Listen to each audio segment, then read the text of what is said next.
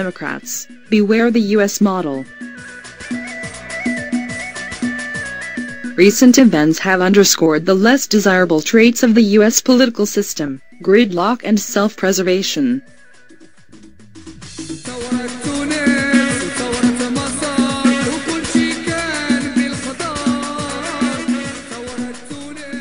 Americans like to think of themselves and their country as a model for the world. Indeed, this attitude of self-congratulation is one of the least attractive aspects of U.S. culture when viewed from abroad, even if Americans themselves are barely aware of it. For most Americans, this common faith in the superiority of many aspects of their society, from popular entertainment, to higher education, to the judicial system, and so on, is part of the web of shared assumptions that underlie U.S. culture. And among these, nothing is so firmly fixed in the American mind than the inherent superiority of their democratic political system. Well, the world has been treated in recent weeks to the spectacle of the vaunted two-party American political system, as it has driven the government heedlessly to the very brink of a disastrous default on its debt payments. This national financial near-miss, and the profound skepticism it has generated concerning the U.S. long-term ability to put its fiscal house in order, has roiled global stock markets, and threatens, if not soon addressed, to upend the dollar-based global financial system which has been in place since the end of World War II.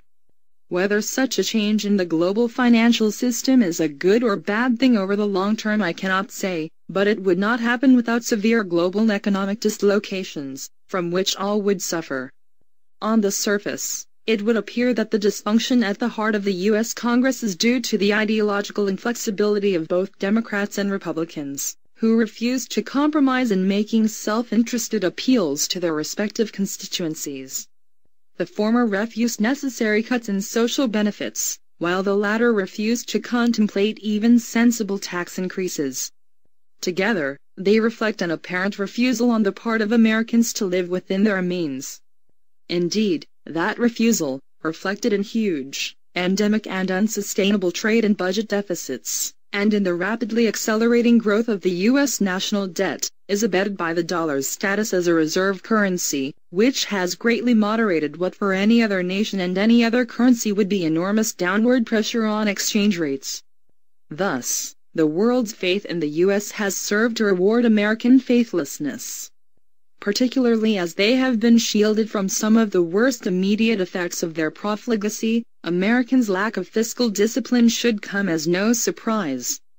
It would be hard, however, to make the case that their irresponsibility is owing to something unique in the U.S. national character, particularly as we are currently confronted with the disastrous results of years of Italian self-indulgence, and with the political infantilism of the Greeks, as they riot in the streets against the inevitable results of their own mismanagement, to name but two recent and prominent examples.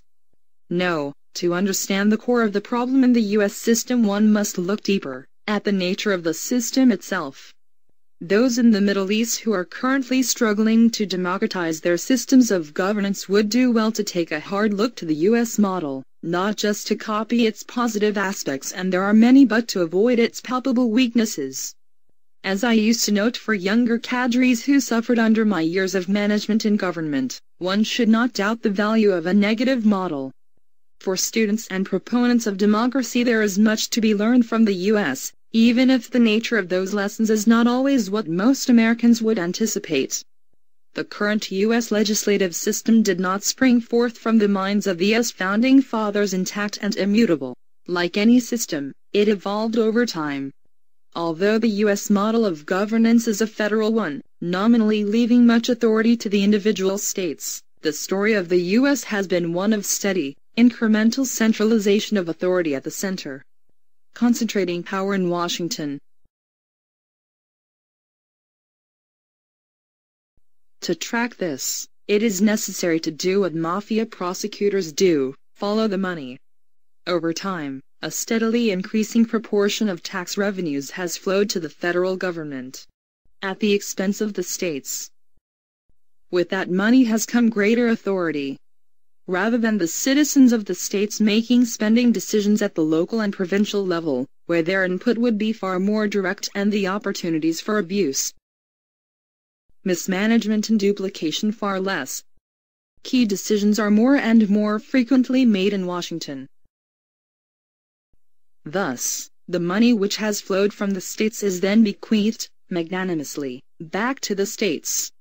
Only now, the uses to which that money is to be put are dictated by, and bureaucratically administered from, the center.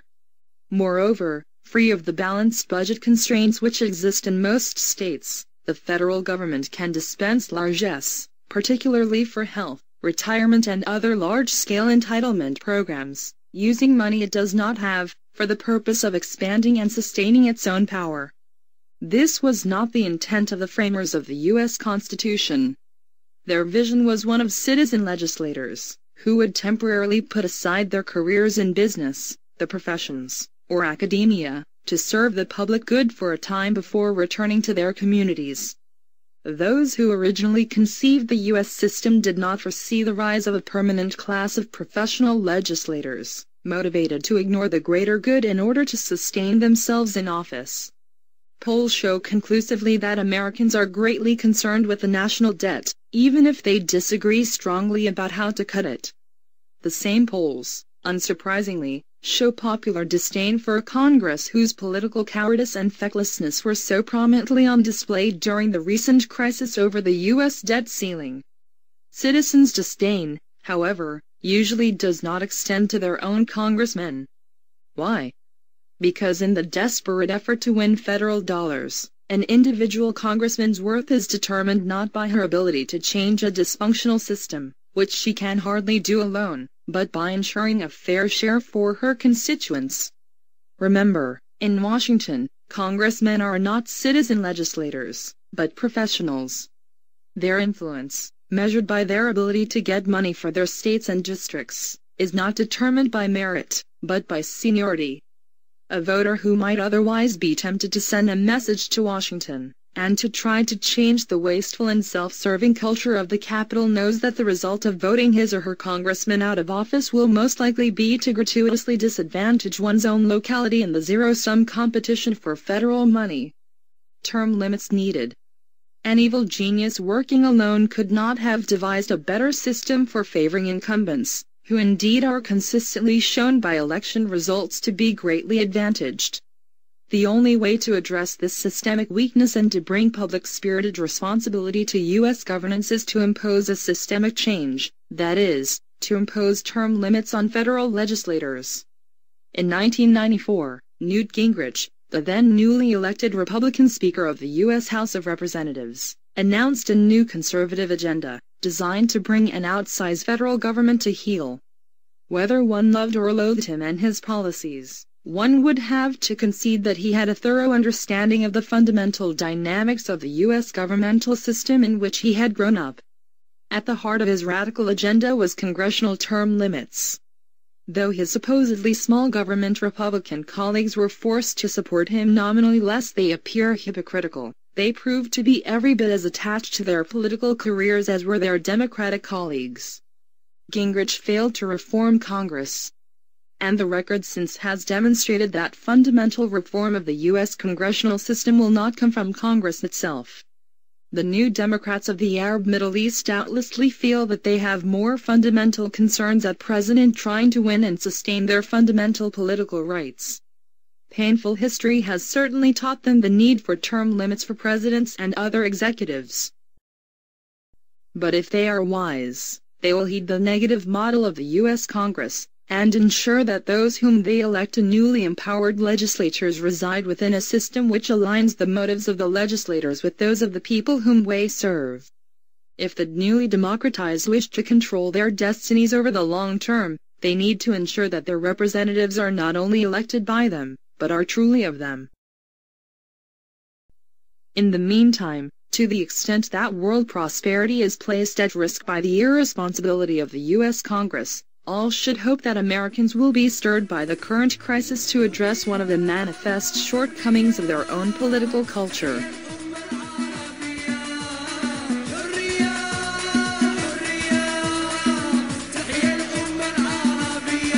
Robert Grenier is a retired, 27-year veteran of the CIA's clandestine service. He was director of the CIA's Counterterrorism Center from 2004 to 2006.